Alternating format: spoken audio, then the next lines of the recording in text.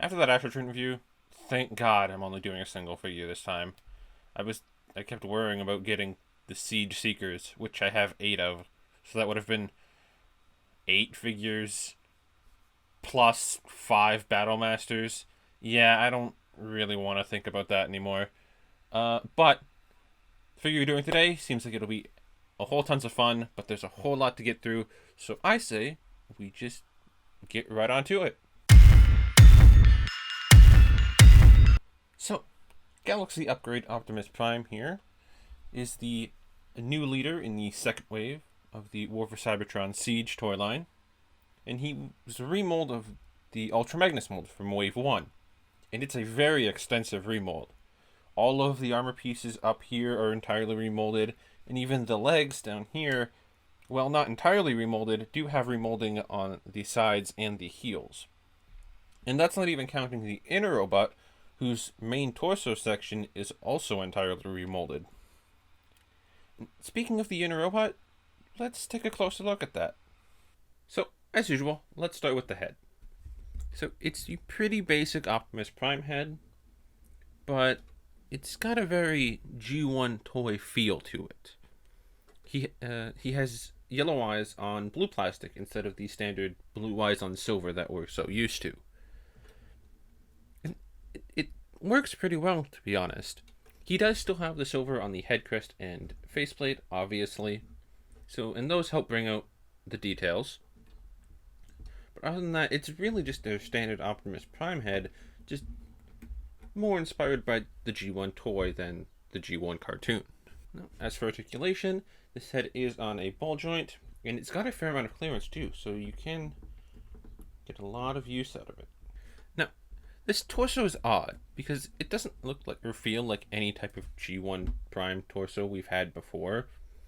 It's more like a mixture of the Cybertron series and any of the G1 designs, with some obvious Siege stylings thrown in there. And I like it. It's pretty good. The sharp angles and continuous white stripe give it a very unique look. And the detailing, well, standard on Siege figures, is extremely good. And it's also a very good use of clear plastic, with the windshield and headlights here being molded in it. And oddly enough, though, these sections on top, which are obviously light bars, are also casted in blue plastic, but are painted over in red for some reason. Now, the back is also pretty interesting, because instead of your standard red backpack that you would associate with an Optimus Prime, instead he has the entire kind of front bumper and wheels on the back of his car, which is a pretty unique way of dealing with those parts. As for articulation in the torso, there isn't much, just a full raised rotation. So, the arms are your pretty standard Optimus Prime affair, just red blocks connected to gray blocks and blue hands stuck on the end. Not much going on here, but it does have all the right details, like the shoulder smokestacks and then the play pause buttons on his forearms. The only odd thing here is how they're connected to the rest of the torso. It's by these kind of outward panels here, so they don't connect directly to the torso.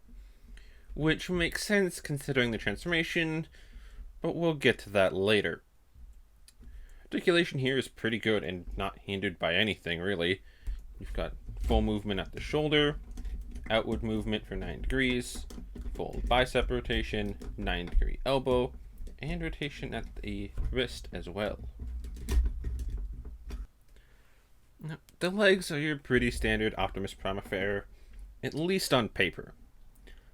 The waist has this kind of front bumper thing going on to keep with the G1 aesthetic, even though it's fake, clearly. Also the real ones on the back. The thighs are rather thick for an Optimus Prime, and that isn't helped by the fact that the lower legs are the same width as the thighs, essentially, so it makes the thighs look thicker than the lower legs, especially since the wheels are actually built into the leg this time around and not pushed outwards like they usually would be, and that usually helps with the bulk of the lower legs. They're not awful, they're just odd. The feet as well are pretty odd because they're about half the width of the lower leg, so they're kind of small.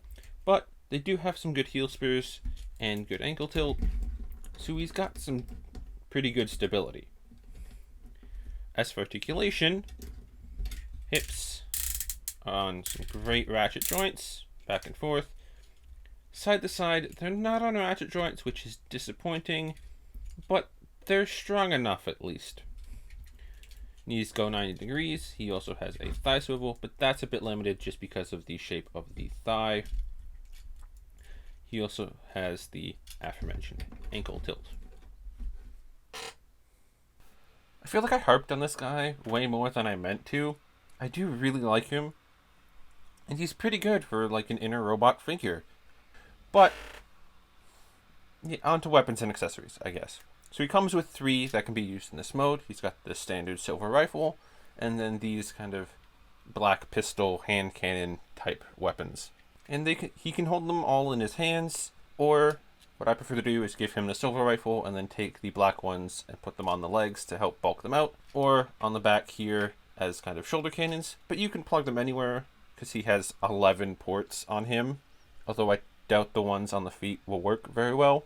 But once you've figured out where you want his own weapons, you can just steal some weapons from any of your other figures, or take some weaponizers and arm him up. That's a lot of guns, but sometimes you want something of the melee variety, and for that I suggest looking towards the Battle Masters. Now, the Battle Masters are the smallest size class in this War for Cybertron trilogy we are in right now, and they turn into weapons for the smaller figures. Now, this isn't an original idea for Transformers. They did it back in the mid to late 80s with Target Masters. But because you now had melee weapons, they changed the name to Battle Masters, which makes sense. So for melee weapons, you mainly had 3 molds. In Siege anyways. You had the Lionizer mold, which turned into a sword, the Taraxodon mold, which turned into an axe, and the Smashdown mold, which turned into a hammer. And Smashdown is my pick for pairing with this Optimus Prime, and so let's take a look at Smashdown real quick. Smashdown is clearly a small, chunky Minotaur lad, or lass, depending on your preference. Cast in red and dark gray plastic, and it's got some blue and silver paint apps around to help break up those colors. Other than that, there's not really much going on here. Articulation is just pretty much a series of ball joints. You've got one in each shoulder, in each hip, and the head as well. I guess they do have an ab crunch, but that's mainly for transformation purposes. You can take the kind of handle from the hammer mode, and it can, in fact, slot in underneath as a sort of rifle. If you want to do that, just keep it on them. Other than that, not much to go over for the robot mode. Transformation to hammer mode isn't all that special. You just kind of rotate everything until it all plugs together. And then you just take the handle and slot it in underneath. And boom, you have a hammer. Nothing special about the hammer either, just kind of like a small red Mjolnir. And even though the colors aren't a perfect match for Prime, it does still look pretty good in his hand. Getting back to Prime for some size comparisons, he's about 17 centimeters or 6.6 inches. And here he is with the standard Voyager Optimus Prime from Siege, Siege Megatron, Siege Ultra Magnus, the Selects Hotshot, and my last review, Siege Astro Train. Now, if you know this figure, or at least this mold, you should know that it comes with a bunch of armor pieces, including a set of leg armor, a set of shoulder pads, and a wing pack that has a new head and chest plate. So let's get this guy armored up.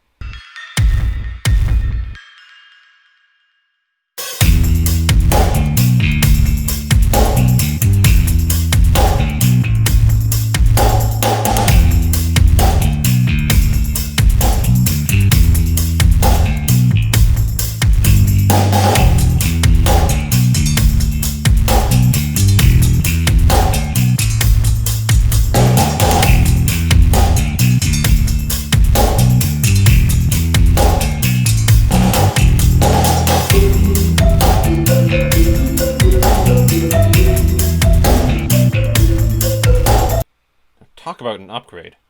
It's amazing what a couple of armor pieces can do to change the whole look of the figure, even if that is the point of the armor in the first place. Now, if you've been around Transformers for long enough, you should know that this upgraded mode is based on the super mode for Cybertron Optimus Prime. And that's even more apparent when you realize the full name of this figure, Galaxy Upgrade Optimus Prime, is derived from Galaxy Force, which is the Japanese name for the Cybertron cartoon. And this is a big deal, because this is the first modern update to any figure from Cybertron, or even the Unicron trilogy in that matter, almost ever. We've had a couple figures in the past couple years, but that was mainly for either Energon or Armada. But for Cybertron, this is it. This is like the first brand new figure we've had since the end of that toy line. And that's a big deal. Now, with all that being said, he isn't really a replacement for the original toy. He's more of a stand-in for those that missed out on that era or maybe lost their original toy. There are a lot of things this toy can't do that the original could, and he isn't super accurate either because he is a remold and there's only so much they can remold before either reaching their budget or just making a new mold. So if you're looking at this toy as a replacement for your original or the perfect modern update for this design, I'd say look somewhere else or keep on waiting, because this toy isn't going to meet up to your high standards. But if you're one of those people, like I mentioned before, that maybe lost their original one or really like this design and want a toy of it, it's more than worth it, especially for its retail price. Now, taking a closer look at this guy, the head itself is pretty much a perfect update to the original Cybertron head design, with the silver and yellow paint apps around the head, and he also has the blue head fins. The chest itself is a pretty nice as well, bringing in the polygonal window pecs for some more added definition as compared to the kind of inner torso robot's chest. Now, the wing pack, for being as large as it is and the biggest remolded section, really isn't all that special. It's really just two kind of small-ish wings and some cannons attached to a rather large and hollow backpack. Not really a lot going on here, but it's kind of excusable because of the transformation. Now, this is one feature that was brought over from the original toy, which is the flip-around cannons. You can take these cannons and flip them around and plug them into the bottoms of his hands. Now, moving on to the arms. These very much emulate the original Cybertron toy's arm designs, with the fake truck cab shoulder pads and the front grille arm gauntlets. These arm gauntlets actually do have some holes in them, and you can attach blast effects to them, which does kind of make them guns. Now, where have I seen that before? And honestly, I think these two arm sections look really good on the base inner robot. It gives him much more of a unique look than was already there. Now, moving on down to the legs, there isn't a lot new going on here. You just have the new waist piece here, as well as some added heels at the back for some extra stability. He also has these side sections are new. On Magnus before, there was a whole bunch of panels that would collapse in and form both the sides and the backs of the leg. These are just replaced with one large side panel. But other than that, the legs themselves are completely the same as Magnus's, meaning they're not accurate to the original toys. Articulation for this guy is pretty much exactly the same as the inner robots, although he does have a little bit in the wings and some extra in the ankles. My main issue with this is the side-to-side movement on the hips. With the extra weight from the leg armor, these joints aren't strong enough to support it, at least not as strong as I would like. When he's in a stable position, he's fine, as you can tell, but any type of movement and they kind of give way. And this really isn't helped by the fact that the basic position for these legs is so wide, just because of how the new feet are angled. As for features, I already mentioned the flip around cannons, and he does have a bunch of 5mm ports on him, so you can do the standard siege power-up gimmick. As for the size of the super mode, he is 19 centimeters or 7.4 inches tall, and here he is with Prime, Megatron, Magnus, Hotshot, and Astro Chain. Now, on to vehicle mode.